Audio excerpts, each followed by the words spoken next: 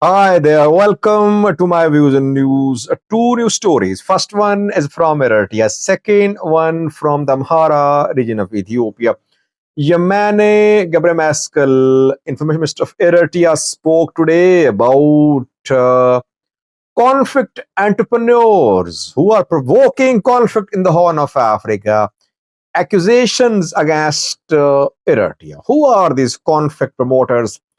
Is it Eritrea denying military movement towards Ethiopian border?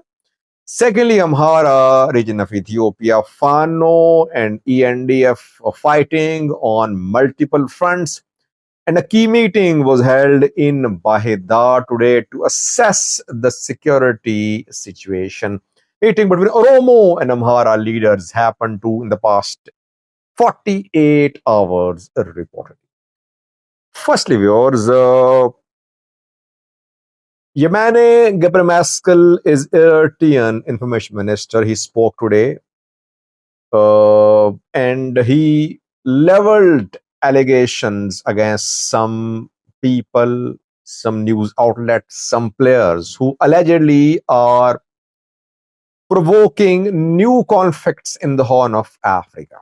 Obviously, his statement came with respect to PM Abiy's statement about access to the sea, and then counter statements from Djibouti, Somalia, and Eritrea.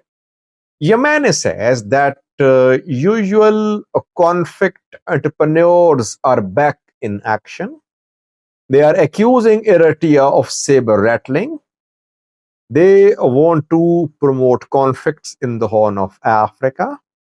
The region does not aspire for a new war, for a new conflict. There is no appetite for a war in this region. So Eritrea basically today denied any military mobilization, which we have been able to confirm, by the way. Eritrean military movement towards Ethiopian border, reinforcements arriving on Ethiopian border, we have confirmed these developments. Who is accusing Eritrea of saber rattling, by the way? Who is propagating Eritrean position and accusing Ethiopian government? It is basically pro-Eritrean government community, which since PM Abiy's speech took to social media to lash out at Ethiopian PM Abiy. What are Eritrean government-backed activists, news outlets, journalists doing? Who warned Eritreans living in Ethiopia? A pro-Eritrean government news outlet told all Eritreans living in Ethiopia to leave the country immediately. So it was mainly pro-Eritrean government community which responded to PM Abiy's talk. PM Abiy did not tell his troops to move towards Eritrean border. Was there any mobilization of ENDF towards Ethiopian border before PM Abiy's speech or after his speech? No. After his speech, we saw some movement, and that was in response to Eritrean military mobilization. It was Eritrean government which took PM Abiy's political position seriously, and it mobilized its military towards several fronts. We're talking about Bada front, Bore front, Adagarad front, other fronts. Their military was seen arriving. New reinforcements arrived there. So one can't deny that. And then pro-Eritrean government community, they created a warlike atmosphere by claiming that Ethiopia was planning to retake Assab, that Ethiopia would never succeed.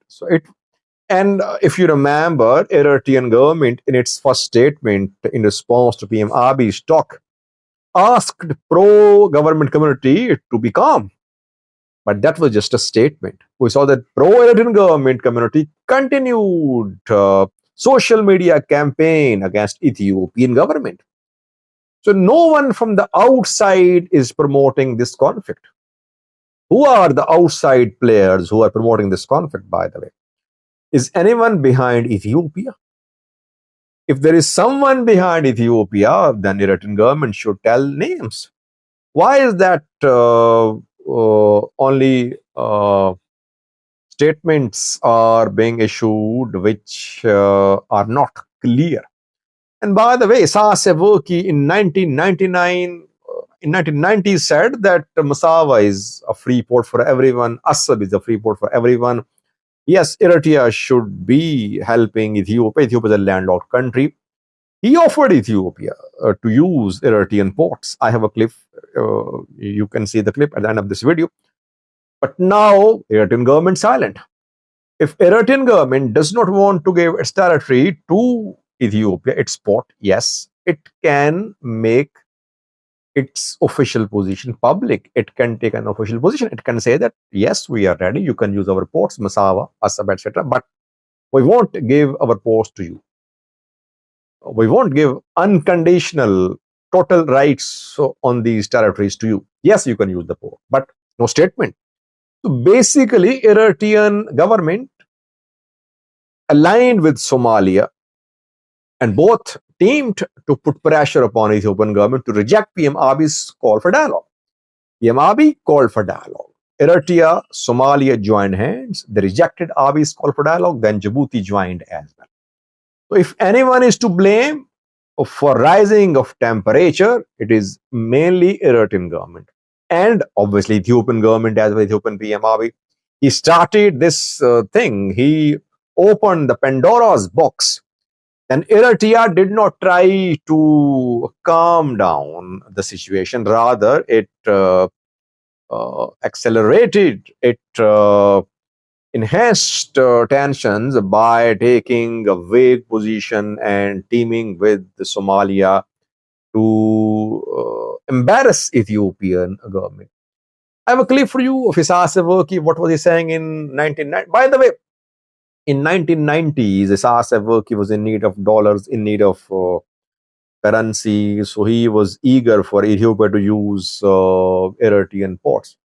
Ethiopia boycotted Eritrean ports. Meles Zenawi thought that maybe through this move he could isolate Eritrea. Eritrea suffered, then economic sanctions from the West came. But Isaias Afwerki then took some bold decisions which led to complete elimination of private businesses in Eritrea. But he managed to keep Eritrea above water. Meles thought maybe that by boycotting Eritrean ports, Ethiopia would be able to make Eritrea go down to its knees. But it did not happen. Rather, Eritrea responded, Eritrea managed to survive. Now, Eritrea is not very eager to host Ethiopia. It will only agree with Ethiopia to use Eritrean ports if Ethiopian offer is attractive in terms of port fees. But Ethiopia is not making big offers in terms of port fees. Rather, it wants total rights on Eritrean ports in return for shares in good, etc., which is not an attractive offer for Eritrea, for Somalia, for Djibouti as well. A clip for you of Isaias Afwerki at the end of this video.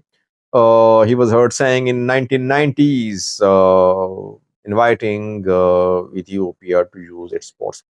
Secondly, a key meeting in Bahir Dar, Amhara regional capital, assessment of security situation. 2 days ago, there was a meeting between Amhara and Oromo leaders in Bahir Dar.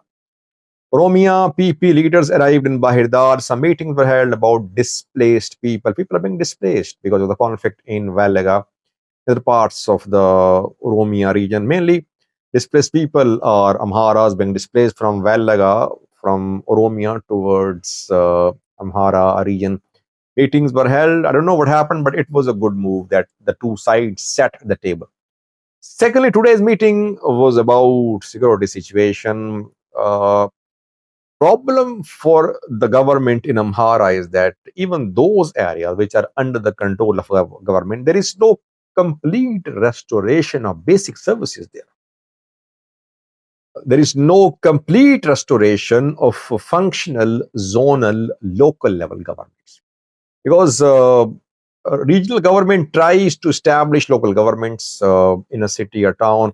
Fano fighters enter the town, they attack institutions, they uh, steal logistics, they kill prosperity party members, and they retreat.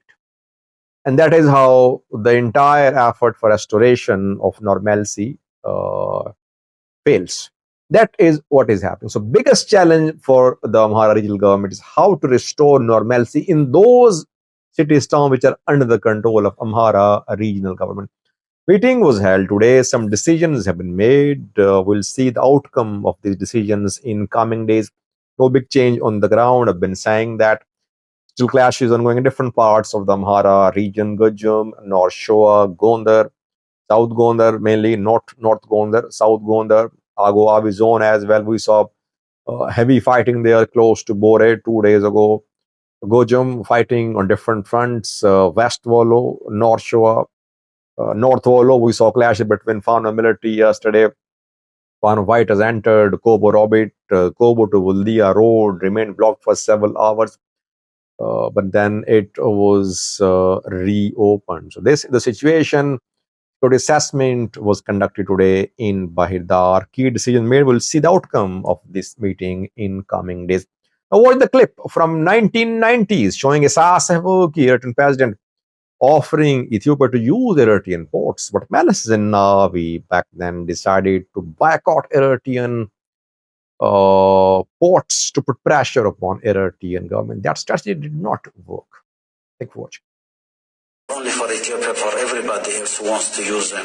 That's our policy. It's not a problem of conflict. It wouldn't be a cause of any conflict. Any sensible person who believes that there is a country landlocked and one has gotten access to the sea, why should the complementarity of the interests of both countries demand or dictate the free use of these ports? And with globalization taking everyone else by surprise, I don't see why the issue of ports should become a problem. It's never been a problem since 1991. It's not a problem now. It wouldn't be any problem in